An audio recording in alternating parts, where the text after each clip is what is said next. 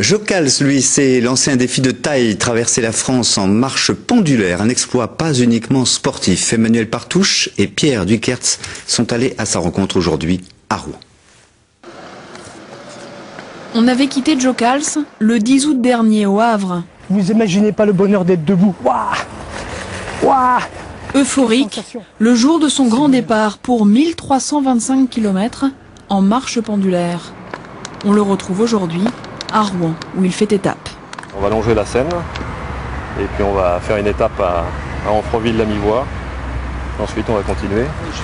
Avec pas loin de 100 km dans les bras et les abdos, Joe sent que sa technique s'améliore, même si aucun jour ne ressemble au suivant. Avant-hier, j'ai cru que j'allais à l'agonie, quoi. Et hier, ça a été le contraire. C'était le paradis, j'avais l'impression de voler. J'ai fait les 10 km comme si c'était quelque chose de naturel, comme respirer.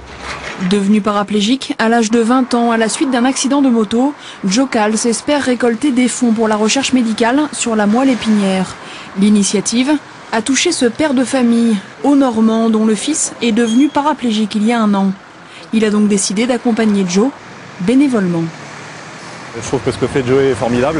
On peut espérer dans les années à venir trouver des solutions pour réparer cette moelle quand elle est endommagée. En parcourant une dizaine de kilomètres par jour, Joe Cals devrait gagner Menton d'ici janvier, étape finale de ce challenge.